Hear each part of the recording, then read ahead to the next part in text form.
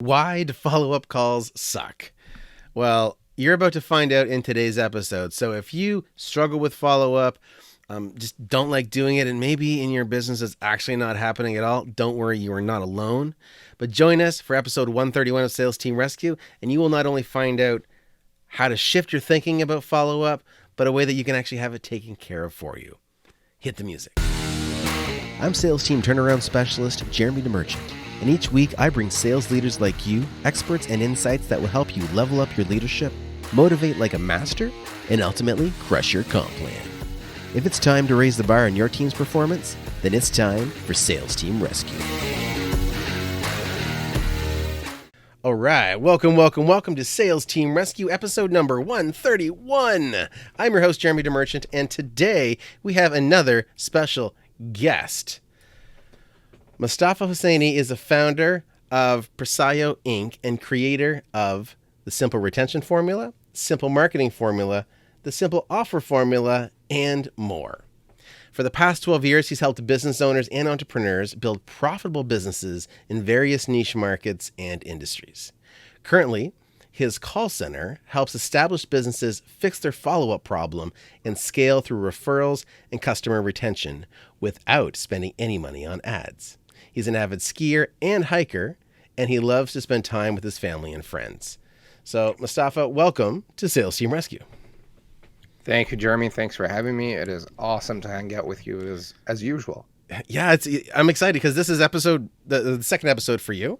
We had so much fun on the first one, and I've even had people comment on the video. I know it ended up being shared on LinkedIn, and just phenomenal. So thank you so much for coming back. I'm excited to dig into the new stuff going on in your world, because the stuff that we talked about the processes and the simplicity of all the pieces you put together, the formulas, right? That simple retention formula, simple marketing formula, simple offer formula. We talked about that last time, and there's just been so many people that it's helped. And now it's not that any of that stopped, but you've got a whole new project going on that I think the world needs to see. But before we get into that, I want to talk a little bit about the core topic, the subject or the title that we set for this episode: why follow-up sucks. Now, I'll admit, for me, I love being on sales calls, love having sales conversations, but I kind of am not so great at making sure I do the follow-up like I should. I'm not the practice what I preach kind of deal. Sometimes that's my transparency. But tell me, why do follow-up calls suck? So, can I share the story of how I found out follow-up suck and why people don't do it? Yeah, do that. So, I learned about the power of follow-ups from Dan Kennedy, and the fact that how profitable it is, how easy it is, and how most everybody doesn't do it. And so, and I also learned from him about the power of retention and how nobody does it, which retention and follow-up kind of work together. And so, the story is that every time I ran out of customers or cash or, and leads and whatnot, I would pull my hair out for a few days, and then I would come to my senses and realize that I have a list of prospects and customers that I can probably just call and see what happens. So then I would pick up the phone and make a round of calls, and on the day of or shortly after, I would get cash, customers, introductions, referrals, you name it. And so then I started teaching in a simple marketing formula, and the last module is always retention. So I'm like, people, here's the script, here's the process. If you use the script that I'm sharing with you and call your existing customers and people that have shown you interest and have a friendly conversation with them, you're going to see results starting today. And nobody would do it. And I'm like, interesting. This actually works. This is not some ad promising, $1 billion out of thin air. This actually works, right? I'm like, I actually got results from this week, right? Or last month or whatever. So people wouldn't do it. And then, so we kept, showing it to people. Here's the script. Here's the process. They still wouldn't do it. And then long story short is that I realized people actually hate to pick up the phone and have conversations. And there's another portion of people that are just afraid of conversations.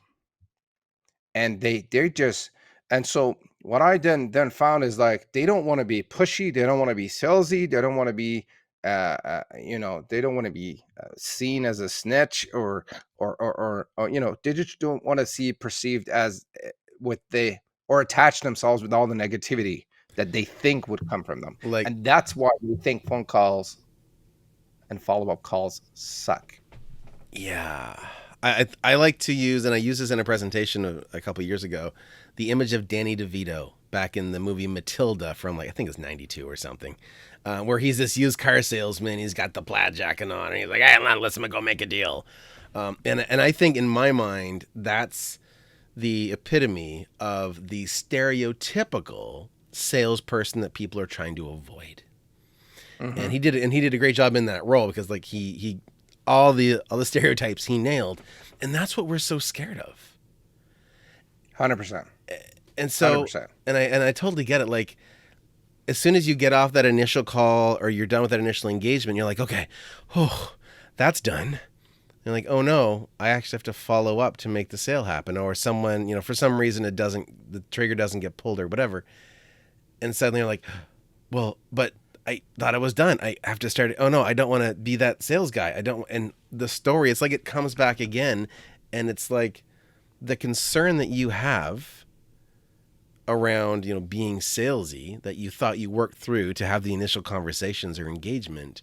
It's like it all comes back, and nothing else matters again. And then you treat it as if it's a total stranger, and it doesn't matter whether or not you make that next call. So. And in this case, and we know that, the follow-up is so vital. So I want to get into, because I could talk about this for hours, but I want to make sure that we highlight the magic that you have going on. Tell me about some of the myths around follow-up, because I know there's a lot of stories in people's heads that's not serving them. So the biggest myth that I see people have around follow-up is they say, I don't want to bother people. Mm-hmm. And it goes back to the earlier statements that we made around being salesy or pushy and the rest of it. And people think that they're going to be bothering their prospects and customers if they follow up with them. And the fact of the matter is that you're not bothering them. If someone showed up and said, Jeremy, I have a problem with sales, and I'm not doing a lot of sales. My team is really sucking at sales. I need help. Right?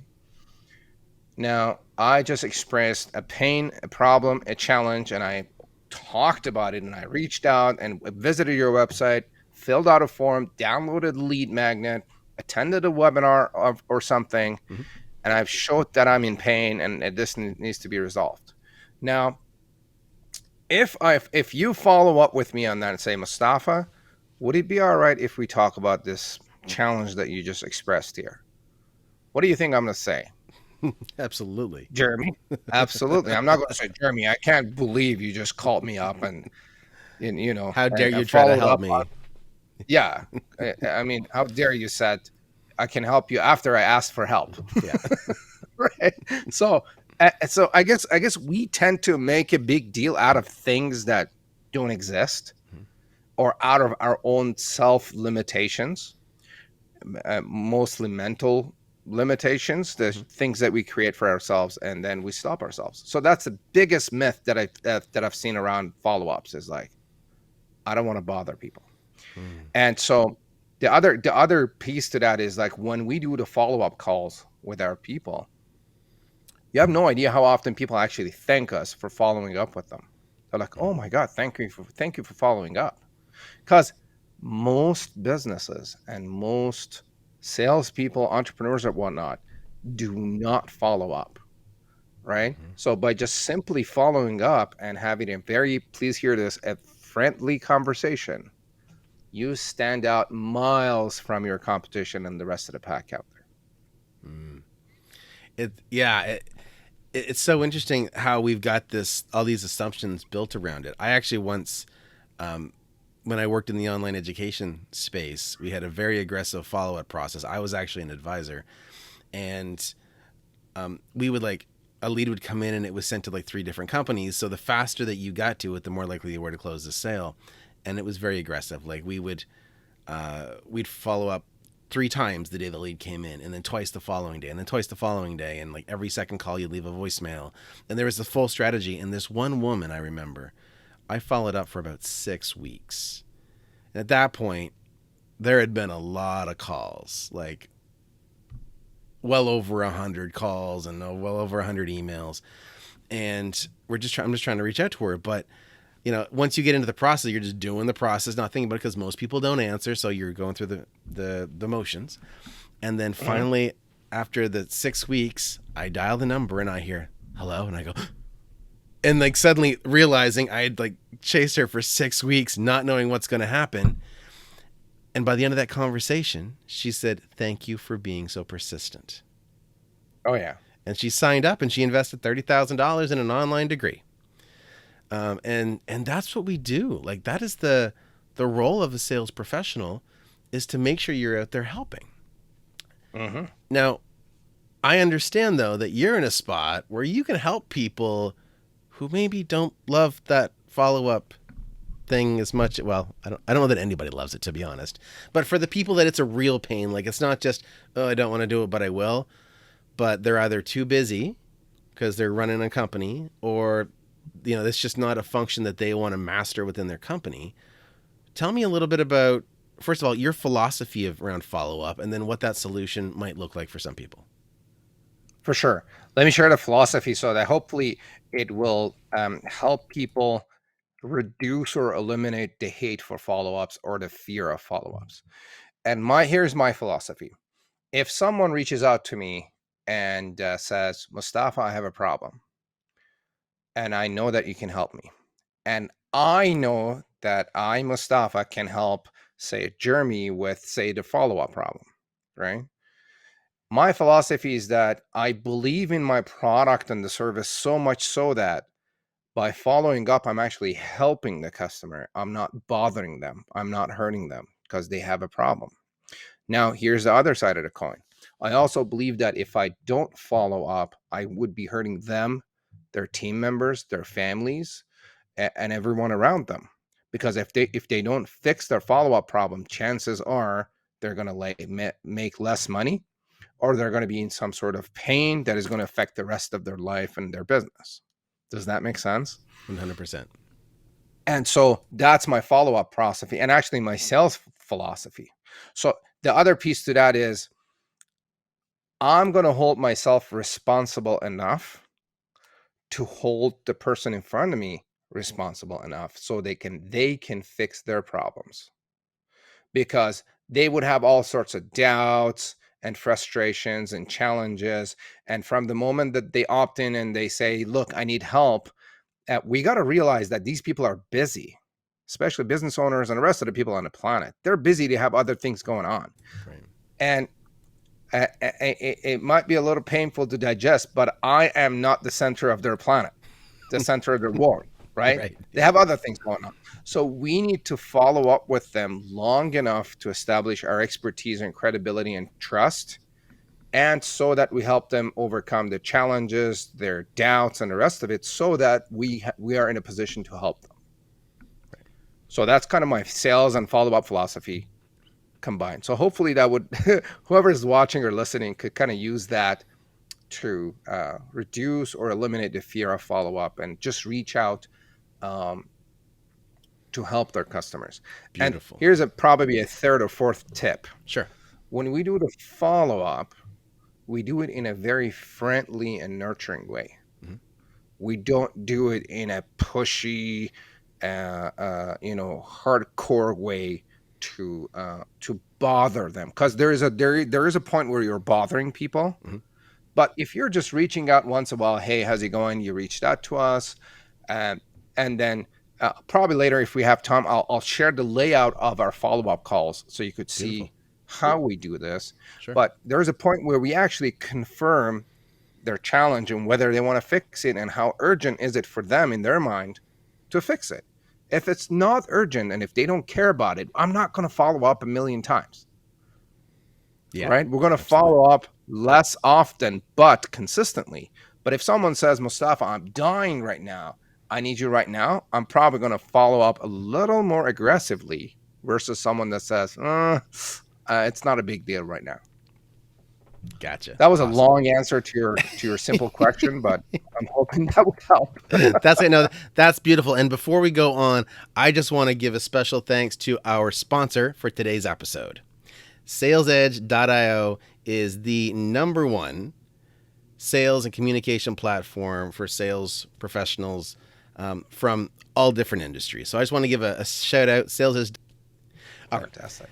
Now, let's jump back in the conversation talking about this follow-up. And I love the philosophy. I think that is so vital to have that right mindset. So walk us through, well, actually from here, do you want to go in and kind of tease our gift that we have, or do you want to wait and save that to the end, first of all? I can share the gift. So the gift is that our step-by-step process and the blueprint and the checklist for simple retention formula. Mm-hmm. That's the step-by-step process that you can basically download it and get access to it and start implementing to increase your retention and create recurring revenue, increase your profits, happier customers, and the rest of it. And so the link is persayo.com/VQ. So Persayo is P as in Peter, E as in elephant, R as in Robert, S as in Sam, Y as in yoga, O as in omega.com/VQ is Victor, and Q as in Cora. I love it. I know. I did that yesterday on the phone with a customer service agent. I'm like, I don't remember what O is for. I just gave up. No, that's awesome. And I've put it in the comments as well. So that link is there in the comments. And if you were watching this on the replay on YouTube, you'll see that in the comment, in the description. And if you were listening on the podcast, it's also in the podcast notes. So make sure you check that out. That was persayo.com/VQ. And those letters can be stand for whatever you want them to stand for. But that is your simple retention formula checklist. Be sure to go check that out. And give yourself the tools you need to make sure that you're retaining those clients you've already invested all the time and energy in, right? And by the way, Jamie, I'm drinking tea. This is not whiskey. Well, that's too bad. It was years ago that I was like, I think I was doing an interview and I was just sipping on my tea and somebody's like, is that whiskey? And now every time that I'm on air and I'm sipping on my tea, I remember that. So I'm like, this is not whiskey. That's so funny. It's funny because actually in my shelf here behind me, I actually had a nice setup with a whiskey, like a decanter and like crystal glasses, kind of like the Suits style and imaging. And someone said, okay, when I look at your shelf, I see M&M dispensers and liquor. Is that what you want? I'm like, well, okay. So it's still there, but they're hiding behind. I don't know if you can see it even, but anyway. Hey, if your target market is a bunch of alcoholics, that works. I know. I'm like, okay. Well, the funny thing is that I think I've only actually had whiskey physically in my office like once in my career. And I'm like, this is too tempting. I'm going to put it back in the kitchen. Like that's, yeah. Anyway, let's go back on track. So let's go back to how you help people solve follow-up problems, because no matter what you're drinking, whether it's coffee, tea, or whiskey, you probably don't love doing follow-up. So 100%. So who do you help specifically? Like, who's that dream client for you? Because we want to make sure the right people are paying attention. But also, what's the process or the package that you put together for them to help them solve this problem? For sure. So we work with established businesses that are doing north of $500,000 in sales into 7 figures, so higher 6 figures and 7 figures. They have a proven high ticket offer, starting or ending at $5,000 or more. Okay. And they have a list of customers and prospects that are usually being ignored. So we fix their follow-up problem, basically from the moment that their prospects opt in to download a lead magnet of some sort, like a checklist, a webinar, a download of something, up to a webinar, an event, existing customers, past customers. We just stay in touch with the entire list and we do the follow-up for them. Love it. I love it. And so obviously they need to have phone numbers because part of this is phone calls, right? Do you also do email follow-up as well, or is it purely phone calls? We do have emails attached, and we also drop voicemails for the people that we do call. And people that don't have phone numbers, we work with a few companies that do data enrichment. Mhm. So they try to find and match phone numbers to names and emails that we have on file. Nice. And we could probably get another 10 or 20% phone numbers based on the list and whatnot. And so we could call more people. And then we work with them on strategies to start collecting phone numbers so that we could manage the list. Gotcha. Okay. I wanna pull in some extra tidbits here because this is really valuable for the audience, and not everybody that's listening or watching is going to be at that level yet. So I'm going to ask you for a couple of tips. One is, what's the easiest, or maybe a couple of ideas for how someone now, like if they're in sales, maybe they're in the coaching space, maybe they're doing some webinars, or any kind of business really. What are some of the simplest ways or places to appropriately ask people for their phone number? Ask for phone number. So anything that we give away, Mhm. we actually have a phone number field in there. Okay. On my website, the phone number field is mandatory everywhere. Okay. Okay. Mhm. Some of our customers, they make the phone number field optional, Mhm. where we get 40 to 50% opt-in rate. Okay. And so Wow. we call it first name. Please hear this: first name, best email, best phone number. That's what they're called. And so you don't want to tell them that we're going to send you reminders. You don't want to provide details as to what's going to happen. You just say Mhm. first name, best email, best phone number. Okay. And then that's what we have on a phone. Now, the phone number field, some of our clients experience like a drop in their opt-in rates when Mhm. they make the phone number field mandatory. Some of them don't. Okay. Interesting. But that's something to be tested. Yep. Like we get 50 to 80% opt-in rates with our lead magnets with JV traffic, Okay. right? Wow. Mhm. With cold traffic, it would be probably you would experience a higher drop if you make the phone number field mandatory. But my philosophy around that is that if somebody is serious enough to give you a phone number, they'll probably be a more qualified lead. Mm. But there's also the argument that you need to build the credibility and trust and expertise before you ask Right. them on a date and whatnot. So Mhm. or take them on a date before you want to take them home. Yeah. And so it really depends, and it is to be tested. So on a case by case, we actually consult our clients on what needs to happen and what to test and whatnot. Gotcha. Awesome. Did I answer your You, question? you did. Yeah, absolutely. That's what I wanted, because a lot of people go, where do I ask for the phone number? I'm not really sure.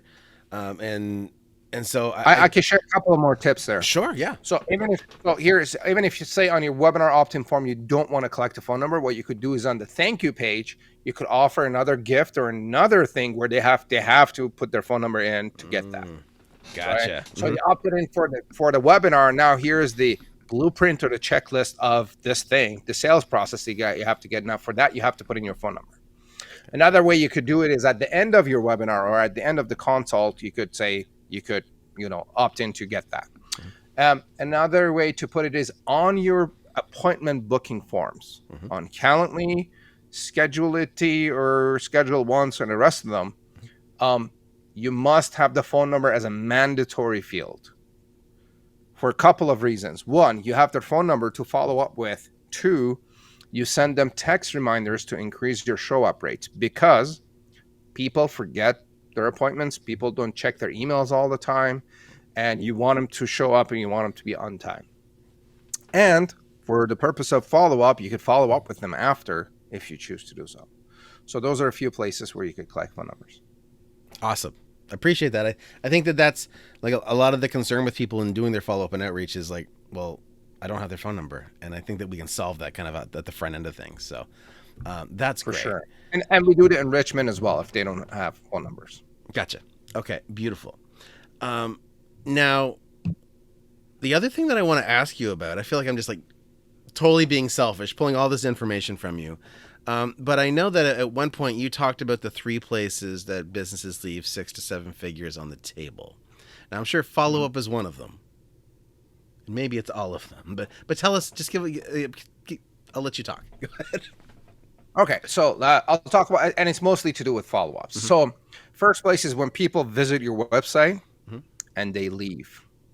What you could do with them is put them in a pixel or a Facebook pixel or Google retargeting or remarketing group, and then follow them around with ads so you can bring them back.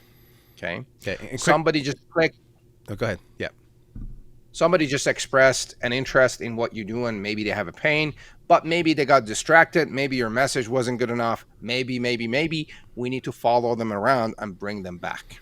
Okay. And so in that And situation, sorry, I yeah. don't mean to cut you off, but in that situation, and I'm curious about your opinion because I have this conversation all the time with people. Would you encourage somebody new? Let's just say someone who's brand new, just thinking about this. Would you say even though maybe they're not in a place to run ads yet, should they set up that pixel now and just start building that audience to follow up with? 100%. Awesome. Because say Facebook, I know it keeps the data in the pixel for 6 months. Mm-hmm. So maybe you're not in a place to do it now, but you want to keep building up the audience for people that visit your website. And then you on Facebook Pixel, you can make it specific to the people that have visited a specific page and have spent so much time on it. Mm-hmm. So you're building your audience, and now later on, if you want to invest in it, maybe you don't have the cash right now, you want to do it later. 6 months later, you could do it, and it's free to do it.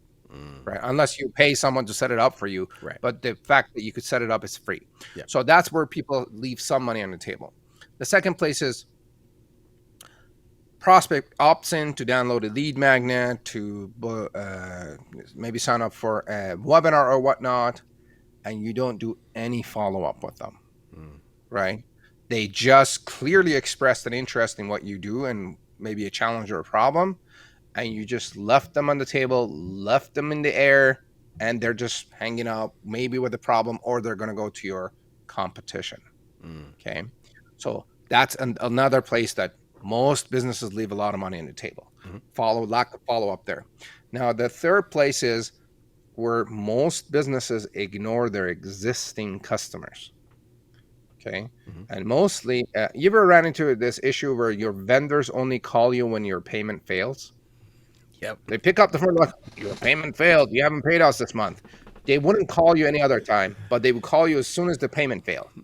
Right? Yeah. So we just want to, well, obviously you have to call them when the payment fails, but you want to make sure that you're taking care of them and you're following up with them. And here's probably the biggest place where people leave money on the table, to the tune of multiple 6, 7, or 8 figures, depending on what you sell and the size of business. And that is, an existing customer has the ability to buy from you a lot easier, a lot faster, because they know, like, and trust you, right? Now, they also could refer you to other people because, again, they know, like, and trust you. And you could upsell more of services and products to them, and it's so much easier. So that's another place that people leave money on the table. Here's a bonus one, and that is your past customers. You could call and follow up with your past customers to reactivate them and bring them back as a customer, and or to get a referral from them again, right? Because they were a past customer, maybe you cannot serve them anymore. Maybe Jeremy, I showed up and you fixed my sales problem and we're done, right? But we both know that sales is not a once and done type of deal. Right. You need to go in and do training for them maybe once a year, maybe once every 2 years. And who does, say, Mostafa know that could use Jeremy's training and do some sales training? Right? 99.9% of businesses don't tap into that. Right? And that's so powerful. You know, it's easy, and it's easy. Yeah. Even just two weeks ago, as an example, to support your point, as an example, I'm in Toastmasters, and at the end of the year, we need a couple more members to reach our goal. And we were like stressing out about, how to build that like, no trust and all that jazz. And then we realized, I just jumped in and looked at the past people, and then I sent 5 messages out on Facebook Messenger. And it was essentially, hey, we miss you. Come back. We're looking for a couple new members. The first 2 that I sent, they both said yes, and they joined. And that's a 40% conversion. Yeah. And actually a third person said, hey, if you still need a person, we only needed 2. If you still need a person, I'll do it. That would be a 60% conversion. Yeah. So, and then the other 2 people actually just didn't see the message. So I've got 100% of people that actually saw the message were willing to say yes. And so, yes, that's 100%. Toastmasters, but that reflects very directly what it can look like in business. Dude, so I have the exact same story about like prospects. Yeah. So in my mastermind, which is one of the reasons kind of pushed us to start a call center, was so for about a year or so, I was pushing my students to do follow-up calls, and they would not do it. So one day, one of them shows up, and she's like complaining about lack of cash and customers. I'm like, dude, you got 2,000 people on your list. Here's the script. Here's the process. Pick up the freaking phone. Make a couple of calls. A week or two later, she showed up. It was actually a she, not a he. And she's like, Mostafa, you would not believe this. I made 5 phone calls and I had a 60% conversion rate.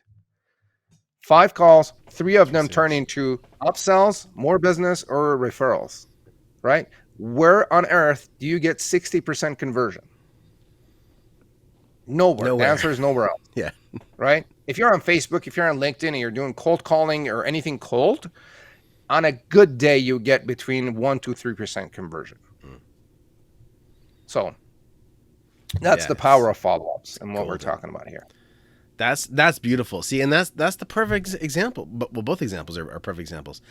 So if you were watching, you were listening, you were checking this out, look, I know follow-up sucks. That's why you clicked on this title, because follow-up sucks. And it can be the most profitable activity you can have in your business. In fact, I know, and these are stats from some other people, but I know most sales happen on the 7th to 12th interaction.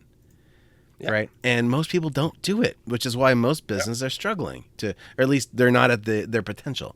So follow-up is the number one most profitable activity in your business. And if you don't want to do it, you need to make a call or send a message to Mostafa, and he is going to take care of you. So what's the best way for people to reach you?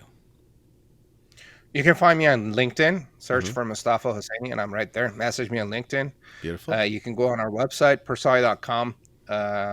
If you go to Presio.com/apply, I share the process on how we work, and you can book an appointment, and I'll show up, and we'll chat and explore the possibilities.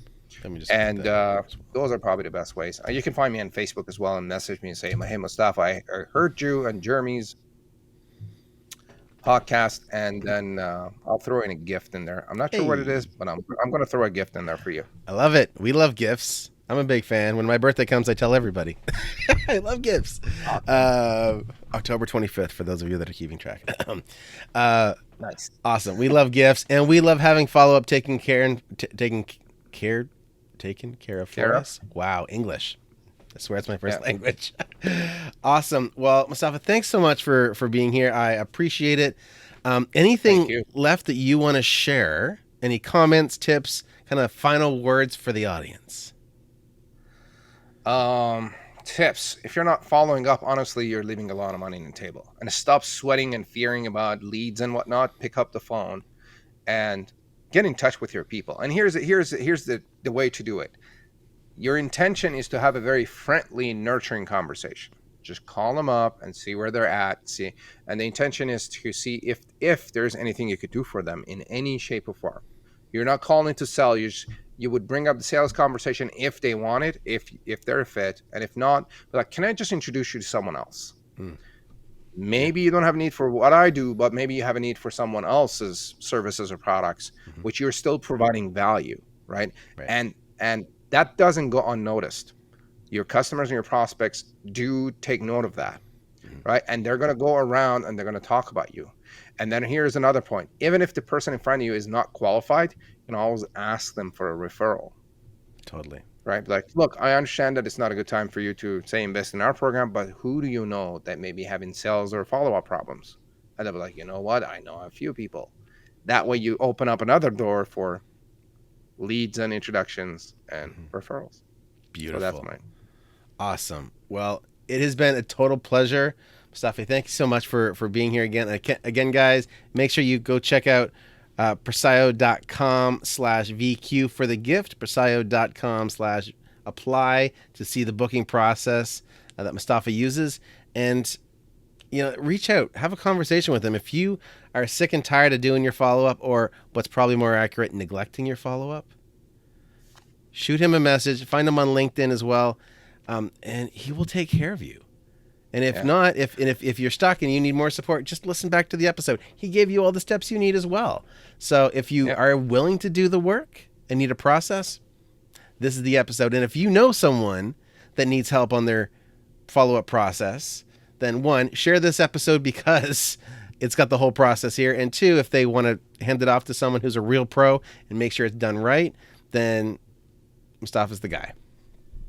Appreciate it. Awesome. Mostafa, thanks so much. I appreciate it, guys. Thank you again. This was episode number 131 of Sales Team Rescue. To catch this replay and previous replays, go to salesteamrescue.com. And if you want to talk about your sales strategy and sales process, you can find the link to book a call with yours truly at salesteamrescue.com. We will see you right here next week. Cheers, guys. Thank you. Thanks for joining me. Let's keep the conversation going. You can find more episodes and a link to join our online community over at salesteamrescue.com. If you haven't already, be sure to hit subscribe and give the show a review to help us reach more sales leaders like you. If you'd like our support in creating your own high-performance sales team, book a call with us at salesteamrescue.com.